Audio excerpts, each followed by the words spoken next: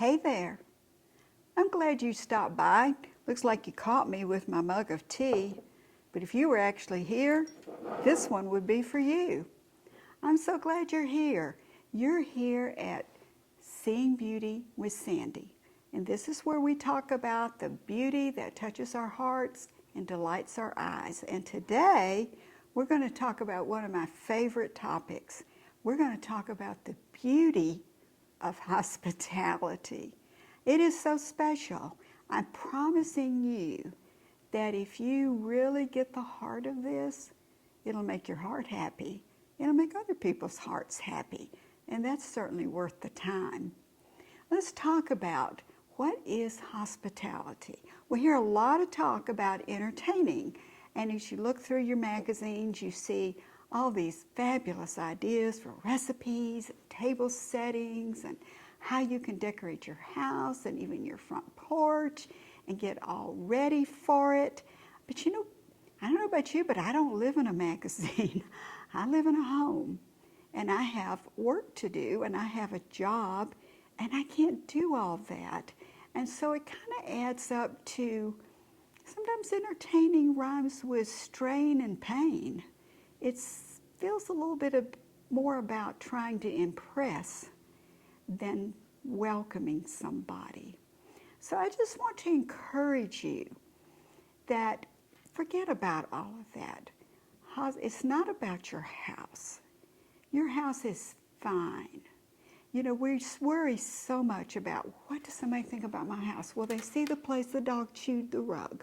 Well, actually, people, this was a news flash to me when I heard somebody say it. We think people think about us, but the truth is they don't really think about us that much, and they don't think about our houses. Think about your house as a tool you can use and offer to people as a gathering place for friendship. That's what your house is. So don't worry if it's not perfect. It doesn't matter. One of the things I like to remember about hospitality when I invite somebody to my house, or several people, is the golden rule, which means do unto others as you would have them do unto you. When I come into somebody else's house and I'm not sure, like, do I really need to be here? Because they don't notice that I'm there. They don't show me where the activities are. They don't really include me. I just feel a little bit on the outside. And I don't want anybody to ever feel that way at my house. I want them to feel welcomed. And so this is how I define hospitality. Hospitality is being so glad that somebody came to your house to spend time with you, that they're glad they came too. And that's what I believe hospitality is. Once upon a time when I was a senior in high school, which has been a few days ago, but I was invited to a tea for senior girls, and I went, and we weren't seated at a table. We had to sit at chairs and balance our teacups and saucers on our laps, which is a real trick in itself. But I remember being there and thinking, I'm not sure if I'm surrounded by real friends here. Is there anybody for me to talk to? Am I doing all the right things? And I just actually was a little nervous, and my cup and my saucer began to rattle. That was embarrassing. But I've always remembered that.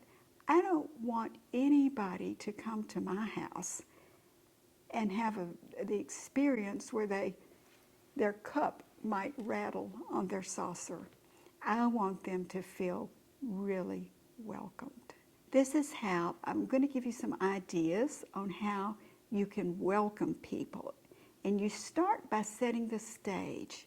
Before it's time for your guests to arrive, simply turn on the porch light. Turn on the light so they can find their way easily to the door. Turn on any lamps you have in the house, and turn on the lights on every room where you plan for your guests to be. That itself just sends out a welcoming feeling. Then be sure you're available to answer the door.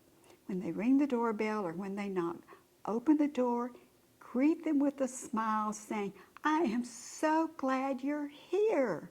And then if it's appropriate, give them a hug, but welcome them into the house. Take their coats or purses. Be sure they know there's a good place to put them and kind of usher them in. And if there are other people there, introduce them. Try to find something they have in common so they will feel at home. Now, I have found when I'm welcoming people into my house, I like to have all my preparations done before they arrive. That means I want my dinner finished, I want my table set, and I want my sink clean. I want all of that done so that when my guests come in, I can focus on them. Now, other people like to do it a different way. They like to maybe serve appetizers and drinks so that people can mill about while they finish their preparations. You know, whatever you like, you do you. But for me, I'm just uncomfortable turning my back on my guest and working at the stove or the sink or the counter. And what happens is I like to talk to my guests and I don't want to interrupt them and turn away from them. So what happens is I get behind in my preparations and my whole plan kind of falls apart.